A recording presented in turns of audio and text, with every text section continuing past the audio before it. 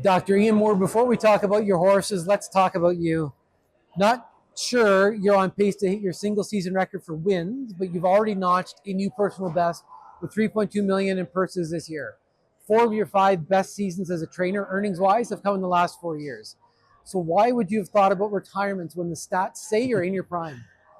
Well, we just happened to have a couple of good horses this year, and one of them's accounted for a third of that, Beau Jangles, and Prince Hal's accounted for a good portion of that as well. So we've been fortunate to have that, and I have a great staff of people around me right now as well. Getting help has been a little difficult, as you know, in the whole entire industry the last 5-6 years, but for me, I've been very fortunate. I have some really good Florida people, and Bob and Sheila Mitchell. That's Chantel's parents, and Tommy Pino, Ted Ned Hazy are assistant trainers for me, and Riley Noble, who looks after Beau Jangles, and Joe Tolino, who looks after Prince Hal Hanover last year.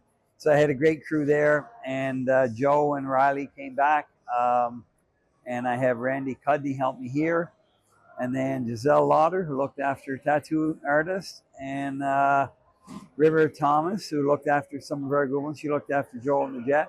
He just left today, Joel and the Jets, and make sure I'm not missing anybody here. So Tommy was with us for the first part of the summer, and we cut down on some horses anyway. So it's not all about me at any point in time. You have to surround yourself, I think, with good owners, good partners, and good people to work with you and the horses, because I can't do it all myself.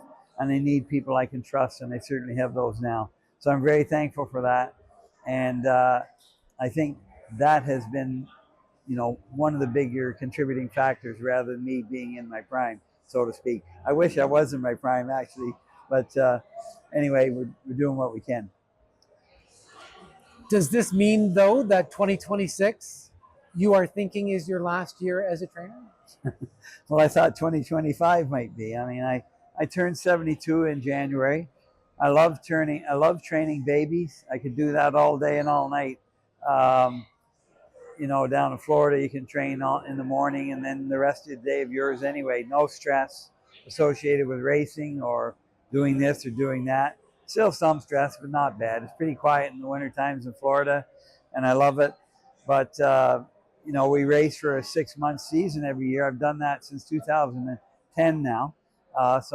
And sometimes we do go into November with, say, a horse like Prince Hal, maybe a 3-year-old, but not very often. Most times it's May through October, and that's it for me, and that's worked very well. But there's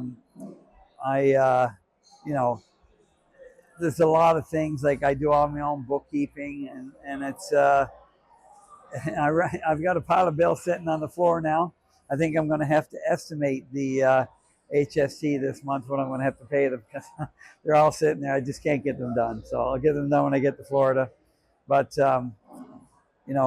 breaking babies is, this is the first year I really felt, that I don't want to do it. I guess I've got hurt so many times, I just felt uncomfortable. I did the 6 from Harrisburg last year in Florida on my own, and that included Beau Jangles, but not this year. I'm getting Son Tyler to do it for me. So, yeah. As you mentioned, the 2 horses that have contributed the most to your success this year are Beau Jangles and Prince Hal Hanover, both racing this weekend. Let's start with Beau Jangles. Pacing perfection to this point. You've been quoted about him, and you've been interviewed about him a fair bit this year. He's a very known quantity. That said, he was almost shut down before the Breeders' Crown, as you mentioned at the Super Final. What went into the decision to keep him going? Well, we meaning myself and all the partners involved, which is Adam Ainspan from the Maryland area in Delaware, Jonathan Roberts also down there, and Ed Bolton, who manages Bolton Stables, which is a conglomeration of a few people in Florida together, I believe. And we had a conference call on Saturday morning. They all wanted to go to the Breeders' Crown. And if it had meant going to New Jersey or somewhere else, like Indiana perhaps, or wherever it may be, I think I would have just said flat no.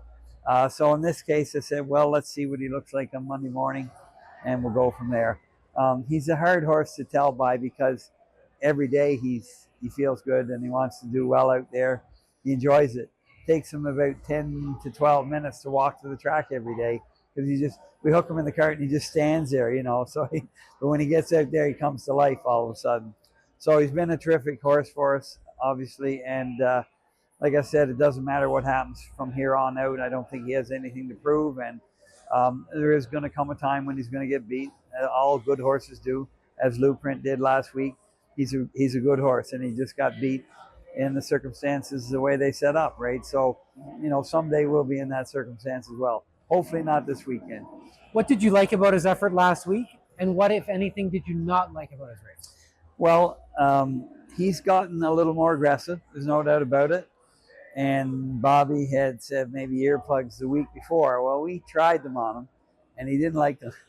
You're going to be a battle to get them in for a starter. And I just said to Riley, no, let's forget about it. Not now. We'll do it next spring. So we added a mini bit for his last 2 races. And Bobby had kept him off the gate prior to that, and he got aggressive doing that. So the last couple of races, Bobby's put him on the gate, and I think he's been much better. But he certainly likes getting to the front. And, you know, that's maybe all right, maybe not. I hope he hasn't become one-dimensional, because he used to be 2 fingers to drive, to sit and hold, do whatever you want. So last week, though, when I watched the replay when I got home at night, you know, you're all pumped up. You don't want to go to bed right away. Plus the Blue Jays are on. It seemed like it was very easy for him. Bobby just seemed to look behind and sat with him. He only asked him the one time, and when he did, he opened up a couple of lengths. So I was quite impressed by that. And he continues to impress me. And you're probably going to ask me, is it the best horse I ever trained? Because everybody does. And he's sort of getting there now, that's for sure. I wasn't going to ask you that, because Okay. you answered it. And I think it's still too early, because he's still just a 2-year-old, right? Yeah. There's still lots of racing left, Yeah. hopefully for him. Having said that, what is his schedule heading into Friday's final? And what are your thoughts on the post position draw in post 6, with arguably many of his main contenders to his inside? Well, I'll answer that last question first.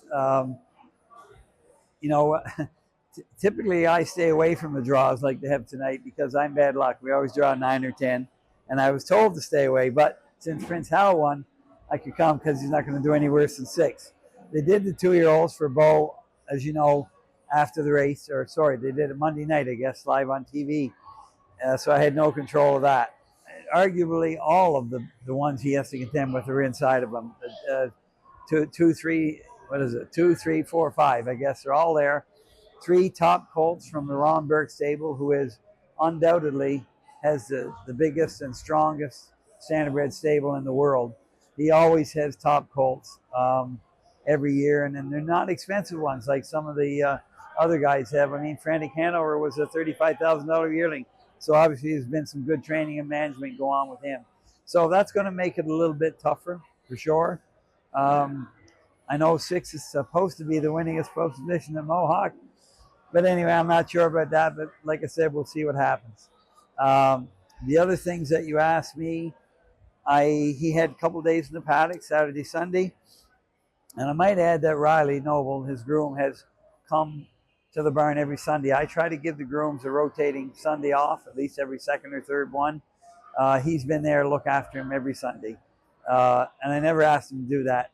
And that's the way it was in the old days. When I was on the road, when I was 14 years old, I looked after a horse like Ambro Mystic for Dr. Russ Furness, and 7 days a week, 365. And grooms don't come like that anymore. So I really appreciate that from Riley. I jogged him Monday. He has to get paddock now every day, because if we don't, he gets a little upset about that. So he's out for half an hour. Then he gets the harness on. He's not the first one I jog in the morning anymore because of that, but he's usually the second.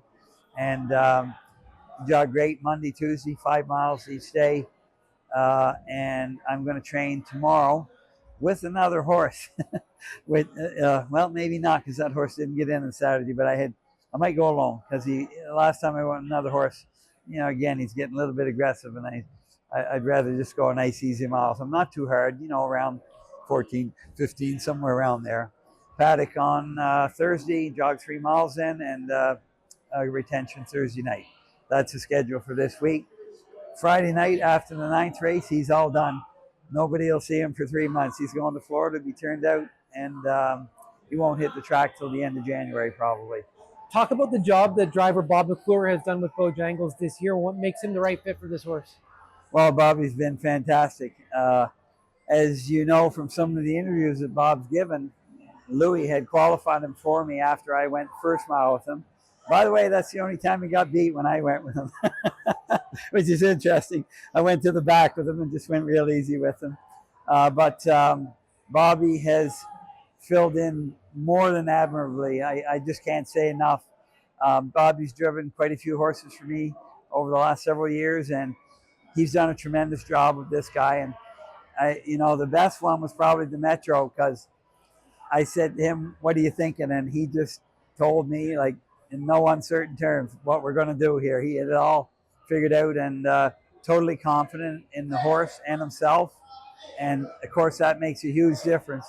So Bobby's been great. And like I said before too, no matter what happens Friday, we're all good, that's for sure. On the topic of drivers, Todd McCarthy didn't start the year with Prince Hal Hanover, but he's been the pilot since the Meadowlands Pace. What makes Todd such a good fit for him? Well, like Bobby with Beau, they seem to have a chemistry. And,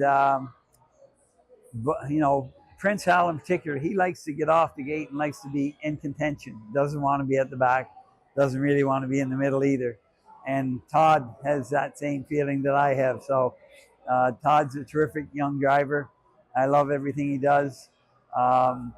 It rarely does he ever make any mistakes either, and he gets a lot of respect from the other drivers, as Bobby does as well, I might say.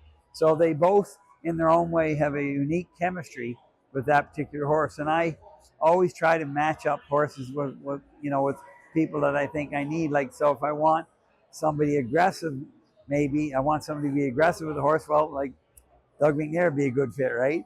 If I want somebody to be soft hands, I'm not sure who you'd turn to now. Like Sylvain was like that when he was driving. So, there's always somebody that's going to fit your horse, that's for sure. What were your thoughts on the Elim win performance of Prince Hal Hanover? Oh, we're just thrilled. I mean, he's had some races a little bit rough this year, including his last one at the Red Mile when he got strung out for a piece. He drew the outside there, and he's drawn the outside a few times this year. And I think he went a half 52-4. Even so, he still hung on for a relatively close third. I think it was only a length or 3/4 of a length. And he beat a horse that had passed him down the stretch as well. So, you got to respect that. So to come back home to Mohawk after not racing here since about July the 5th, he's been on the road ever since. 25-minute ride instead of 5, 6, 7, 8-hour ship somewhere, all new environment and that sort of thing. To get a half like that was great for him, and I know he can come a quarter in 26 anytime. So it's a little tough for ones coming from the back to beat him unless they're coming 25. So that was great. What were your thoughts on the other Elim? I was a bit surprised. I mean, Blueprint has certainly looked unbeatable for quite some time now. He's beat Prince Hal a couple of times, a couple of different ways. But Dandy Ideal was up to the task, I guess. He got a jump on him, and certainly he was getting closer as the wire was coming, but didn't quite make it. So be interesting to see how it goes on Saturday night. Should be a heck of a horse race. I'm glad to be a part of it too. You've drawn post 3 in that race. How do you see this race shaping up? And do you think the complexion of that race has changed now that Blueprint has a loss under his belt this year? I'm not sure the complexion of the race has changed. Ron Burke spoke about it as he did in the interview downstairs there earlier, but I still think he's the horse to beat. And now there's some others in the mix as well. I love where we drew. We're on the inside, so it's good for a horse like him. He's, perhaps shouldn't get strung out too much and should be up near the front and get a good spot, hopefully, and a good trip. On the topic of you coming back as a trainer, has the decision been made for Prince Hal Hanover in 2026? No, it hasn't. Actually, we've spoken to at least one breeder here in Ontario, actually, for a potential stud career. And we've had a couple of offers for him as well, so I'm not sure. I had 3 4-year-olds this year, and they all struggled. 4-year-old year has been a tough year for some of ours. especially up here in the Mohawk area, it seems like there's so many good open horses around here. It's made it difficult. So I'd hate to see him go because he's been a real treat for me, especially having had the mare, who was a fantastic mare. She's the best filly I ever had. And he's just much like her in many ways. And we really like him. He's a pleasure to work with, pleasure to do anything, pleasure to be around. So after the Breeders' Crown, we're going to have some more serious discussions about that. Check back in later. You have one Breeders' Crown victory, and it came with a 4-year-old in 2020 by the name of Century Pharaoh, who then went on to win Canada's Horse of the Year. How much would it mean to add another Breeders' Crown trophy to your mantle? Well, like they say, it all comes down to the Breeders' Crown. And even though it may not be the best purses, they're still pretty darn good in American dollars. And that's what it's all about this time of year. Everybody wants to win a Breeders' Crown, and I'm no different. So I hope to be in the running for at least 2 of them this weekend. And finally, Doc, I have to ask a non-racing question. Talk to me about the George Springer dinger that sent the Toronto Blue Jays into the World Series, and how do you think they line up against the Los Angeles Dodgers? Well, George Springer's had a heck of a year. He's 36 years old now, so he's about half my age, I guess. So he's been fantastic, and I don't know, he took that fastball off the kneecap and still come and play the next day. Like that's pretty wicked. So that was great. I've been a Blue Jay fan since their inception in 1977. I went to some games at the old CNE Stadium before they built the Sky Dome. I was at the first World Series game in 1992 when they played the Atlanta Braves. And the U.S. Marine Corps had our flag upside down on that one. I remember that. And I was at the first World Series win north of the border when Joe Carter hit that home run. So I love baseball. Really, and I've been a Blue Jay fan forever, so I hope they do well. But having said that, I used to be a Dodgers fan when I was a kid, and one of my friends in Illinois is a big Dodger fan. He texted me last night. He said, "Well, my friend," he said, I'm not cheering for you anymore." And I said, "Well, I guess that's ditto for me too. I'm not cheering for you either." So it'll be an interesting rivalry. But Shohei Ohtani is certainly one heck of a ball player. He's like a Breeders' Crown special to baseball. And the Dodgers got a pretty good lineup, so including Freddie Freeman, who has Canadian connections. So, but the Blue Jays are a scrappy bunch, so looking forward to it. Wish I could go Friday, Saturday, but the Breeders' Crown, 2 of our horses are going to take preference over that, I guess. Always a pleasure, Doc. Good luck to the Blue Jays, and good luck to you this weekend. Thank you for your time. Thank you very much, and go Blue Jays.